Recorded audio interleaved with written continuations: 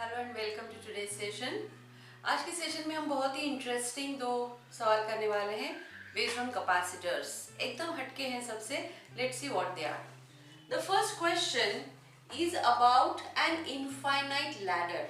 Alright, infinite ladder of capacitors. देखिए कैसा है, ए और बी के बीच में फर्स्ट लाइन में है एक सिंगल कैपेसिटर, दूसरे में दो, तीसरे में 1 2 3 4, चौथे में 8, and this ladder goes up to infinity, right? And what are the values of these capacitors? All the capacitors are having value C. We have to find CAB. It's a very interesting and very typical question. Let's see how to do. कई लोगों के दिमाग में तो आ ही गया होगा कि यहाँ अल्टीमेटली क्या करना है हमें। Let's see. So यहाँ we will have, देखो ये सारे जो एक एक लैडर के स्टेप्स के जो कैपेसिटर्स है, how are they connected to each other? These are all connected to each other in series. क्योंकि देखिए हर एक का एक दूसरे के साथ ओनली वन सिंगल हैंडशेक है और दूसरा हाथ किसी दूसरे को लगा हुआ है।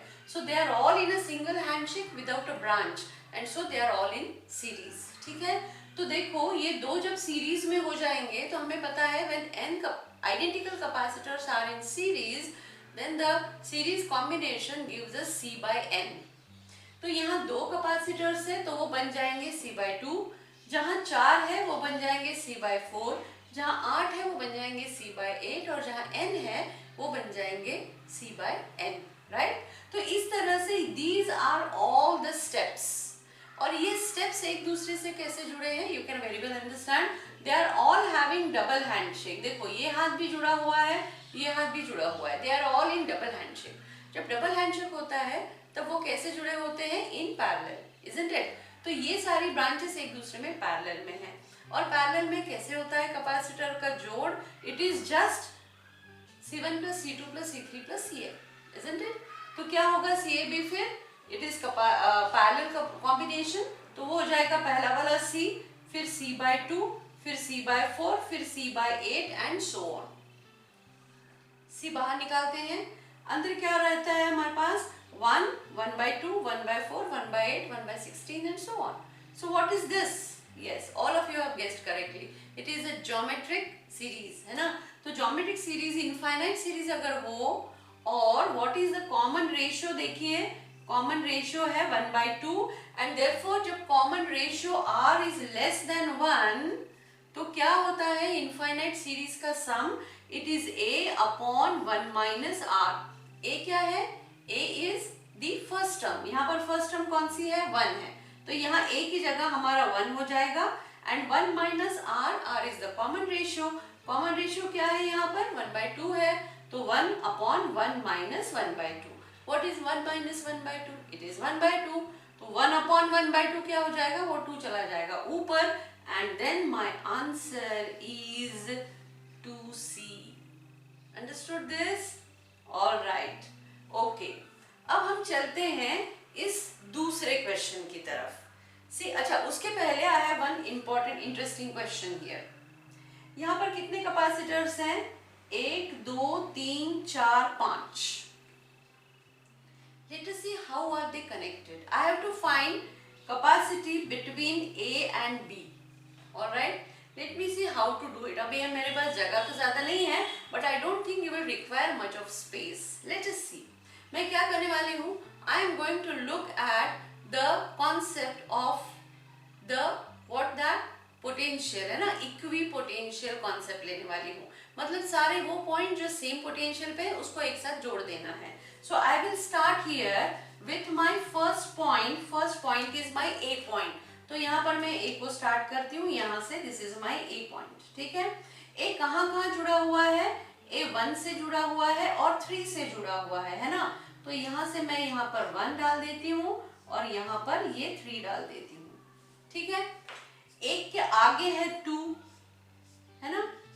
2 के आगे है this junction between point C. यहाँ पर है पॉइंट सी। ठीक है, अब पॉइंट सी कहाँ कहाँ जोड़ दिया है? एक पॉइंट चल रहा है 9 के ऊपर, तो यहाँ हमने 9 लगा दिया। 9 के सामने 10 है और 10 जुड़ गया है कहाँ पर, तो वो जुड़ गया है B के ऊपर, ये मेरा कैपिटल B पॉइंट यहाँ पे। सो एक सीरीज में कौन कौन है, पहला है 1 2, ये पहला वाला, देन 9 10 एंड देन B, इस तरह से चले गए हैं एक लाइन में। Series is a wrong word, एक लाइन में है। ऑलराइट, अब चलते हैं 3 की तरफ। 3 के सामने है 4, 4 के सामने है 5, यहां पर देखिए 4 के सामने 5 है, और एक तरफ हम 7 से भी जुड़े हुए हैं, है ना। तो यहां मैं पहले दिखाऊंगी 7 के सामने 8 है, और 8 कहां जोड़ दिया हमने, 8 को जोड़ दिया है B में, करेक्ट। ऑलराइट, अब ये छूट गया है, तो देखते हैं 5 और 6 कहाँ लगा रहे हैं हम। पहला 5 हम लगा रहे हैं उस जोड़ पे जहां 4 और 7 जुड़े हैं। 4 और 7 यहाँ है, तो यहाँ मेरा 5 पॉइंट है। और मेरा 6 पॉइंट कहाँ है, जहां पर 9 एंड 2 जुड़े हुए हैं। 9 और 2 यहाँ जुड़े हुए हैं, ये पॉइंट C है मेरा। तो ये दोनों के बीच में मेरा 5 एंड 6 है। And all are equal, C. I think you have got the hint, isn't it? What is that? Yes, they are also in Wheatstone's network. Wheatstone network हमने देखा हुआ है। ऐसा ही था ना कि यहाँ पर एक 5 resistances we had, R1, R2, R3, R4, and then there was a galvanometer. Normally यहाँ galvanometer होता है, तो हम क्या बोलते हैं कि when R1 by R2 is R3 by R4, then this one goes out of circuit. Isn't it? तो जिस तरह से हमने वहां पर व्हीटस्टोन सर्किट इन रेजिस्टेंस में हमने सेंटर वाला गैल्वेनोमीटर हम बोलते हैं, वहां नल डिफ्लेक्शन होगा। नल डिफ्लेक्शन क्यों था, because there was no current in galvanometer. Why was there no current in the galvanometer, because both ends of galvanometer were at the same potential. The same concept will be here also, कि अगर C1 by C2 equal to C3 by C4 होता है, तो आप अगर calculate करोगे, मैं कभी करवा के भी दूंगी आपको, तो ये पॉइंट और ये पॉइंट, दिस वाज, इसका कुछ नाम नहीं है, मैं इसको D बोल देती हूँ। ये एक पॉइंट है, ये एक पॉइंट है, चलो ये D पॉइंट है मेरा। तो ये दोनों के बीच का पोटेंशियल डिफरेंस 0 है।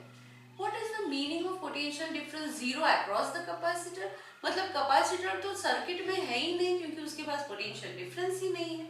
अब अगर उसके पास पोटेंशियल डिफरेंस नहीं है, तो इसे रखना और छोड़ देना, निकाल देना, एक ही बात हुई, क्योंकि वो तो सर्किट में ही नहीं ना, it is not getting any potential difference, no charge also, and therefore हमारा सर्किट अब देखिए बहुत सिंपल बन गया। क्या बन गया? There are these two capacitors, कौन सा, 1 2 वाला और 9 10 वाला। How are they connected? Now there is no branch है, क्योंकि ब्रांच थी वो हमने हटा दी, because there was no charge going in that branch. And अब यहाँ पर single handshake without a branch हो गया ये point. So how is this and this capacitor joined? They are joined in series. उसी तरह से ये 3 4 और 7 8 वाले जो दो कैपेसिटर्स है ना, ये भी बन जाते हैं इन सीरीज, और ये दोनों ब्रांचेस एक दूसरे को बनती है पैरेलल। तो देखते हैं क्या आता है आंसर। देखो C और C सीरीज में हो जाएगा, दो कैपेसिटर्स इन सीरीज, हमने क्या किया था, C/2 किया था, तो ये हो जाएगा C/2, पहली ऊपर वाली ब्रांच में C/2 और नीचे वाली ब्रांच में भी C/2 है ना। तो अब बोलो क्या है इनका addition, now these two are in parallel, और पैरेलल में हमको सिंपल ऐड करना है, C1 plus C2 करना है, C/2 and C/2 to be added. What will be the answer? The answer is simply the value of CAB is equal to C. ये answer बनता है। Isn't it very interesting? तो याद रखिए व्हीटस्टोन्स network, व्हीटस्टोन्स balance bridge जो है वो concept आप यहाँ कैपेसिटर में भी लगा सकते हैं, अंडरस्टैंड। और बिल्कुल उसी तरह से लगता है, वहाँ हम R1 by R2 करते थे, यहाँ हम C1 by C2 करेंगे, लेकिन इनको थोड़ा सा आपको जम्बल रहता है, उसे आपको खोलना पड़ेगा using the equipotential method, understood? I am sure you have. तो फिर यहाँ पर जनरली आपको ये सारे इक्वल टू C वाला तो क्वेश्चन नहीं आता है जेई में, यहाँ कोई वैल्यूज दे देंगे, मतलब 2 4 6 8 इस तरह से, and then you have to find it. तो जल्दी से देखना है, this upon this equal to this upon this, तो बीच को हटा देना है and then solve using the simple series and parallel network. Works. Alright, you will get it. चलिए अब एक बहुत ही जबरदस्त क्वेश्चन करने वाले हैं. This question was asked I think some 2 years back or something. तो let us see how the question goes. और फिर एंड में मैं आपको एक ट्रिक भी बता दूंगी. तो let's see. क्वेश्चन है, let me tell you, this is a question straight away taken from H.C. Verma's book. उसके एक्सरसाइज में वो शायद 57 या 58 ऐसा कुछ क्वेश्चन का नंबर है, वहाँ पर ये क्वेश्चन है. हम सॉल्व करके देखते हैं. काफ़ी लंबा है उसका प्रोसीजर, लेकिन एंड में जो है वो आप देखते हैं कि क्या कर सकते हैं. Okay, so let's see. The question goes like this. There are two plates having area A. पकड़ लीजिए, उन्होंने ऐसा नहीं दिया. Square plates each of length a या एल, मैंने यहाँ पर एल लिया है. Square plates of length l are here and उसमें जो डाइलेक्ट्रिक्स से पूरी फिल्ड है. लेकिन डाइलेक्ट्रिक्स कैसे फिल किए हुए देखो, तो यहाँ से ऐसे तिरछी लाइन खींची हुई है और यहाँ ऊपर पूरा K1 भरा हुआ है और ये ट्रायंगुलर रीजन में नीचे पूरा K2 से भरा हुआ है. Alright, and you have to find the capacity between A and B, points A and B.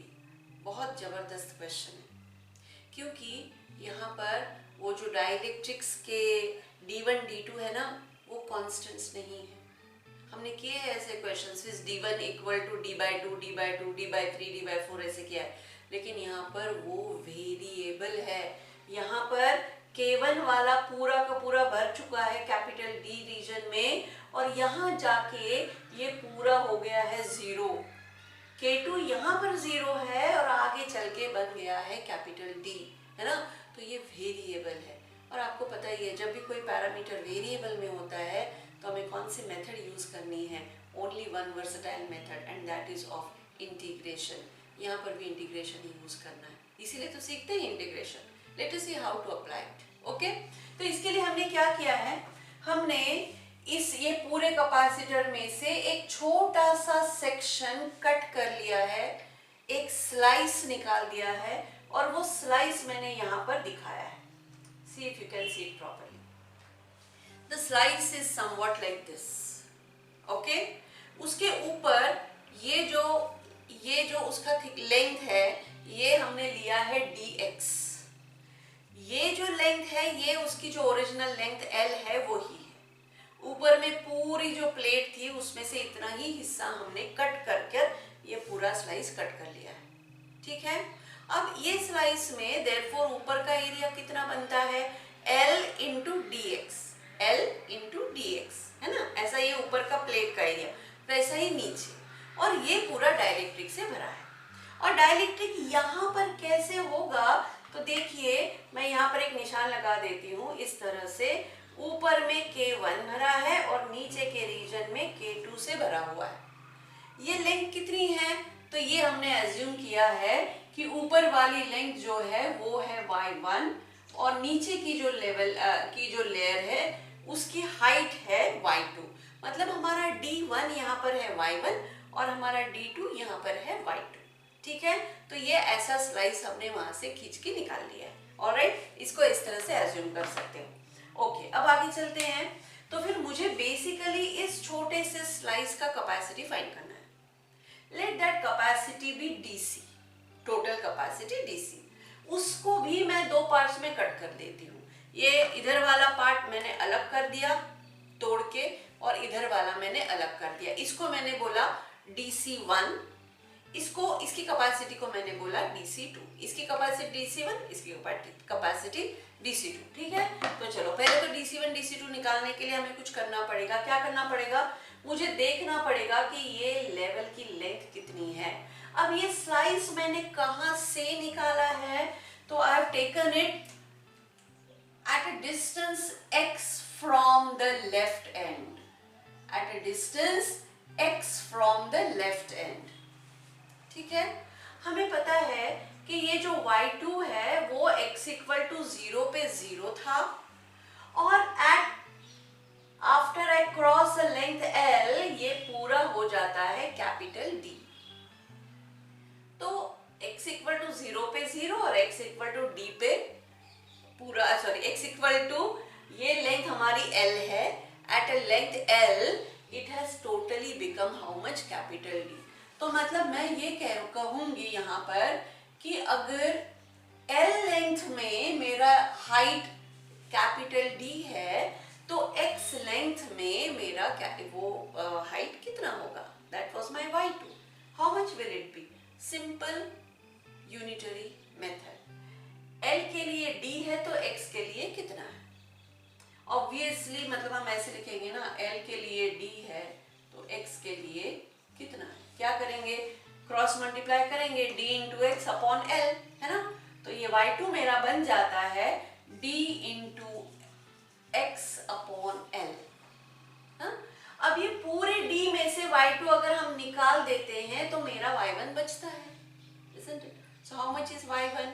It will be equal to capital D minus y2. y2 कितना है? D by L into x. And therefore my y1 becomes D minus D by L. Okay?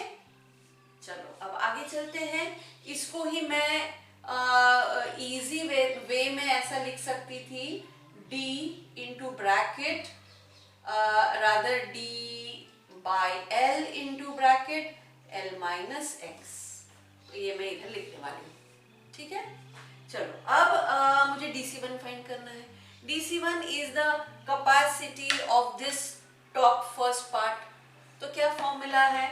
Formula तो हमारा वही है, A epsilon not by D, K A epsilon not by D, है ना? K है हमारा K1.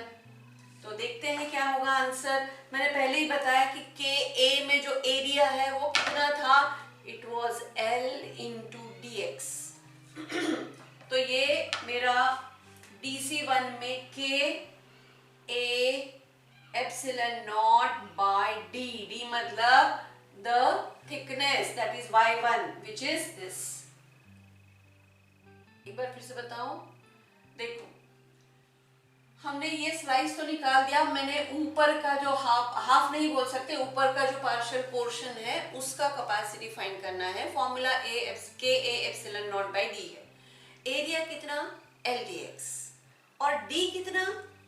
y1. बस ये वैल्यूज डालनी है.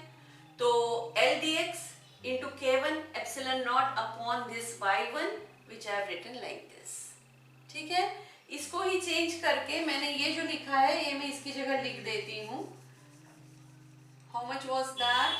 D upon L into L minus x. और ये जो L है ये चला जाएगा ऊपर इस L के साथ और बन जाता है हमारा L स्क्वायर.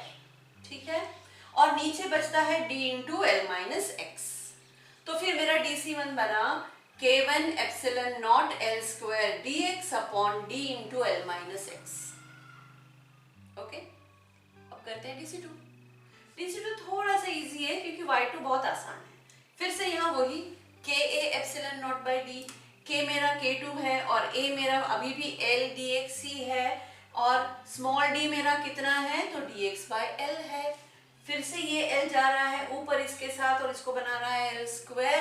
तो मैं DC2 is K2 epsilon naught L square dx upon capital D into x. ये dx जो है ये हमारा दैट स्मॉल सेक्शन, यहाँ का ये जो छोटा सा जो हमने उसका स्लाइस का जो थिकनेस लिया है. ठीक है, ब्रेड्थ ली है. ऑल राइट, अब how are these two connected? देखेंगे कि ये जो मेरा स्लैब है यहाँ पर कनेक्टिंग वायर है, यहाँ पर कनेक्टिंग वायर है, यहाँ दोनों जुड़े हुए हैं मतलब single handshake at this point.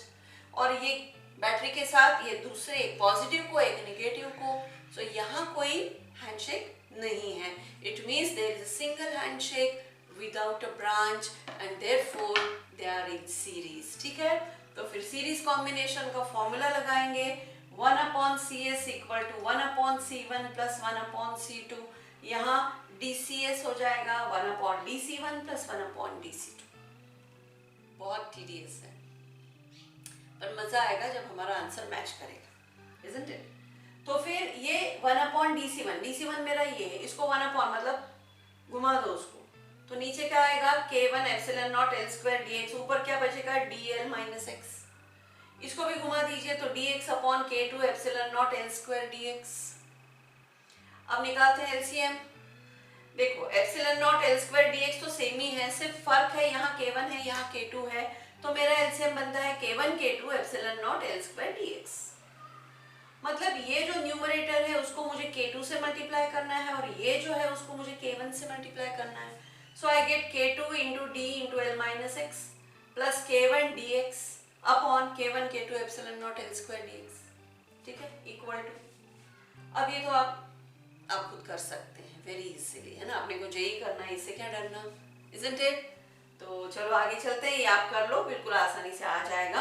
अब ये लेकिन है 1 अपॉन DCS, तो मुझे पहले तो DCS फाइंड करना पड़ेगा, मतलब इसको फिर से उल्टा घुमा दो, रेसिप्रोकल करके मुझे मिलेगा DCS, एंड DCS को इंटीग्रेट करोगे, पहले मैंने बताया इंटीग्रेशन करना पड़ेगा, इंटीग्रेट करोगे तो मुझे मिलेगा CS। अब देखते हैं कि इंटीग्रेशन कौन से वेरिएबल पे करना है, तो ऑब्वियसली वो वेरिएबल हमारा x है, तो x के लिमिट्स क्या रखेंगे हम, x की लिमिट रखनी पड़ेगी मुझे x equal to 0 to x equal to L 0 to L। ठीक है, तो कौन कौन बाहर आएगा, हर एक वो पॉइंट जो कि x पे डिपेंड नहीं कर रहा है वो बाहर आने वाला है। लेकिन उसके पहले यहाँ पर मैं थोड़ा सा रीअरेंजमेंट कर लूँ, ऐसा कि यहाँ से K2L दोनों टर्म्स से मैं कॉमन निकालूं। तो यहाँ तो K2L है नहीं, मतलब इसको मुझे डिवाइड करना पड़ेगा। I take this K2L outside, K2L, और ये पूरे लोग जो है ये आएंगे बाहर।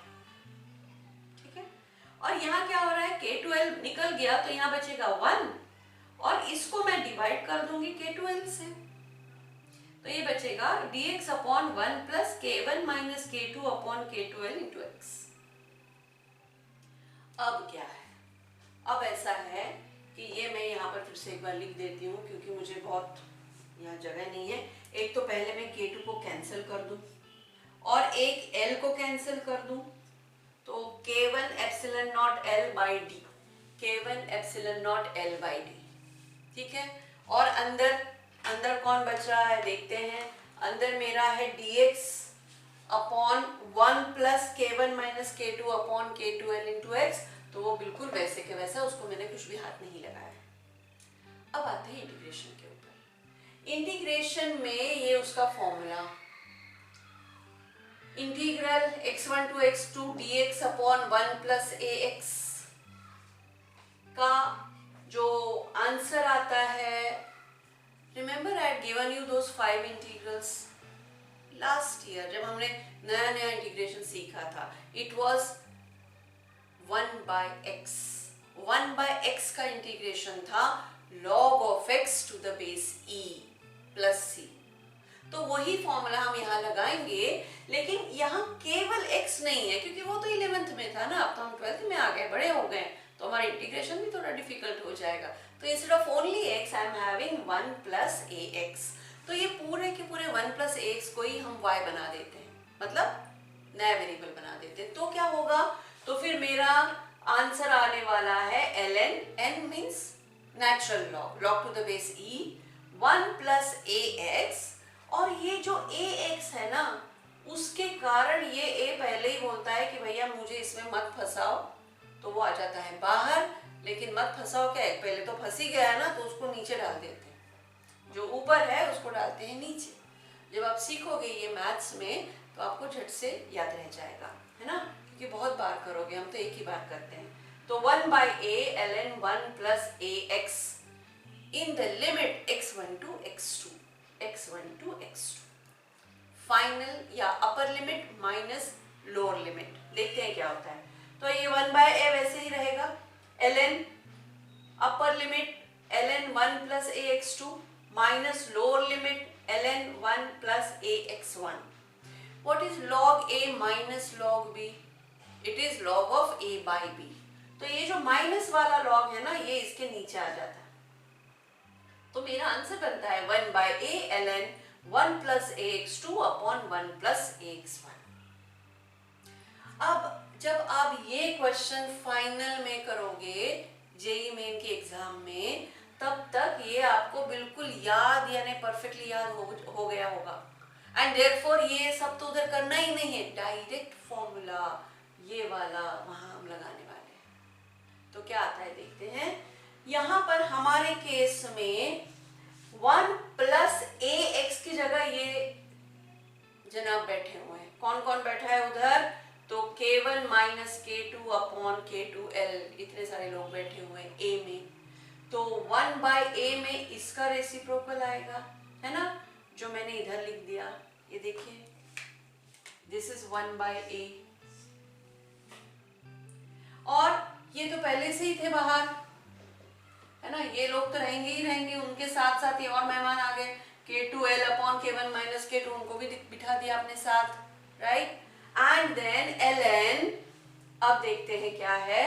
ln में 1 plus a x two upon 1 plus x one, लेकिन मेरा x1 क्या है देखिए, तो वो है 0। x1 को 0 डालेंगे तो बचेगा क्या? सिर्फ 1। वो तो घर का ही आदमी है, उसको क्या बिठाना, उसको बाजू में करते हैं, क्योंकि 1 को तो हम लेंगे ही नहीं वहां पर, है ना। तो क्या करना है, सिर्फ x2 की वैल्यू डालनी है और हमारा इंटीग्रेशन खत्म हो गया। तो फिर ln 1 plus a x2, x2 कौन? x2 इज l, तो 1 plus k1 minus k2 upon k2l into l। Okay, तो ये और l हो गया cancel. And what is this 1 plus k1 minus k2 upon k2 क्या होगा? तो यहाँ एलसीएम निकालो k2 का, फिर k2 into 1 is k2 plus k1 minus k2, तो minus k2 plus k2 cancel, क्या बचता है? k1 by k2, and so ln k1 by k2, ये हुआ हमारा आंसर। ठीक है, यहाँ थोड़ा अरेंजमेंट देखते हैं। तो k1 k2 साथ साथ हो गए, l और l साथ साथ हो गए, सब लोग अपने अपने जो फ्रेंड्स हैं उनको ढूंढ लेते हैं। k2 ढूंढ लेता है k1 को, l ढूंढ लेता है l को, और उनके साथ वो बैठ जाते हैं जाके, है ना। कभी भी हम ग्रुप में जाते हैं कहीं, तो सब लोग अपने अपने दोस्त लोगों को लेके बैठ जाते हैं बाद में ना। तो वैसे हो गया k1 k2 epsilon naught l square upon d into k1 minus k2 ln k1 by k2, ये है हमारा आंसर। ओके, तो थोड़ा सा देखते हैं कि क्या ये सही आंसर है। उसके लिए हमें एक दो चीजें देखनी पड़ेगी। क्या देखनी पड़ेगी? सबसे पहले देखना है डायमेंशन। जब भी हम इतना लंबा कैलकुलेशन करके कोई आंसर लाता है, हमारा फर्ज बनता है कि पहले देखें कि हमारा आंसर क्या डायमेंशनली सही है। अगर है तो ही वो फिजिकली करेक्ट हो सकता है, आपको पता है। तो let's see. First of all log, आपको पता है log e raised to x sin of some theta don't have any dimension. तो k1 by k2, you know k1 is a dimensionless constant, k2 is a dimensionless constant, तो उनका जो ratio रहेगा it will also be a dimensionless constant, isn't it? And तो यहाँ तो हम बच गए, यहाँ कोई प्रॉब्लम नहीं है हमारा, है ना। तो लॉग की बात चली हो गई। अब हमको पता है कि कैपेसिटर का एज इट इज फॉर्मूला क्या होता है, k a epsilon not by d। तो देखते हैं कौन कौन मौजूद है। d मौजूद है, d की बात खत्म।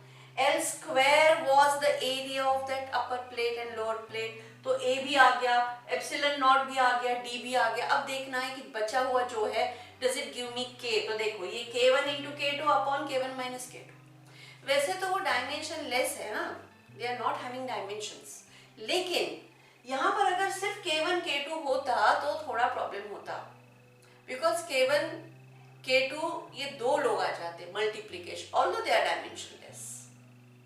तो ये जब डिवाइड हो जाता है k1 minus k2, you know, अगर वो डायमेंशन वाले होते तो k1 माइनस k2 का वही डायमेंशन होता जो कि k1 का या k2 का। तो फिर k1 k2 upon k1 minus k2 तभी भी सही होता अगर ये क्या होता, डायमेंशनल होता। अब तो ये डायमेंशन लेस ही है, तो बात पूरी ही खत्म है। And therefore my formula is perfect according to the dimensional analysis, and therefore my answer is also correct. Okay, तो आप समझ लीजिए कि ये किस तरह से किया गया है। This is the question asked in the exam. तो तो आप तो डर गए होंगे कि इतना डिफिकल्ट आएगा तो हम क्या करेंगे। तो ऐसे कोई भी क्वेश्चन लाके नहीं दिखाते, ये एचसी वर्मा का क्वेश्चन है तो इसलिए पूछा हुआ है। ऑलराइट, एंड जो लोग भी सीरियसली करना चाहते हैं ना जेई मेन, तो जेई मेन के लिए, सीईटी के लिए नहीं, I think that HC Verma volume 2 you should solve. क्यों बताऊं आपको कि HC Verma volume 1 is extremely difficult, it is most of the questions are for the JEE advance people, लेकिन बुक 2 जो है उनका वो आसान है, वो डिफिकल्ट नहीं है। दूसरी बात ये है कि एक साल हम काफ़ी मेहनत किए हुए हैं और हमारी लेवल भी बढ़ गई है, हम भी अब 12th स्टैंडर्ड में आ गए हैं, तो इसलिए भी मुझे वो क्वेश्चंस आसान लगते हैं। और 11th में हम नए नए आए थे, 10th में हमने 98, 95 पता नहीं कितने परसेंट ला लिए, तो हमको लगता था कि हम तो यानी आसमान को अपने हाथ छू लिए। और जैसे 11th में आए आपको पता चला कि वो तो आसमान ही छोटा था, है ना, तो रियल आसमान तो यहाँ पर है, तो वो भी प्रॉब्लम था। लेकिन वॉल्यूम 2 आप बहुत अच्छे से कर सकते हो, और जब वो करोगे ना तो आपको एक एक मतलब वो पूरे फिजिक्स की ऐसी परत निकलती जाएगी, एक एक लेयर निकलती जाएगी और आपको बहुत अच्छे से समझेगा। सो आई एडवाइस कि जो लोग कर सकते हैं उन्होंने ट्राई करना चाहिए। ठीक है, आप 10-15 क्वेश्चन करो, अब बहुत ज़्यादा टाइम लगता है तो फिलहाल छोड़ दो, लेकिन कई लोगों को जम भी सकता है। ठीक है, तो जिसको जमता है उन्होंने बिल्कुल करना है। और तो इसीलिए ये क्वेश्चन जो है, because it is from HC Verma, it was included in the exam, तो आप समझ ही गए होंगे कि एचसी वर्मा को सॉल्व करना बहुत इंपॉर्टेंट है। वॉल्यूम 2, वॉल्यूम 1 छोड़ दीजिए फिलहाल। ओके, सो जाहिर ये क्वेश्चन एक बार सॉल्व करके तो नहीं होने वाला है, आपको 2 बार सॉल्व करना पड़ेगा। और कॉन्सेप्ट समझिए, है ना, कॉन्सेप्ट समझेगा तो कल को कोई और डिफिकल्ट भी आ जाए ना क्वेश्चन तो आप सॉल्व कर पाओगे। Alright, I have a question here. मुझे बताइए, मैंने कई बार आपको बोला है कि जब भी किसी भी फॉर्मूला में जब माइनस साइन आती है ना तो वो बहुत ज़्यादा इंटरेस्टिंग बन जाता है, बहुत ज़्यादा उसमें आपको इंसाइट मिलती है। ओके, कुछ ना कुछ नई चीज़ है, तो यहाँ पर माइनस साइन है। मुझे बताइए क्या होगा अगर K2 is greater than K1। आपको पता ही है कि कैपेसिटी की वैल्यू तो वैसे निगेटिव हो नहीं सकती, लेकिन जब K2 ग्रेटर देन K1 हो जाएगा तब यहाँ क्या दिक्कत आने वाली है, वो माइनस साइन से कैसे निपटा जाए। Please answer in the comment section. Okay, so till that time, bye bye.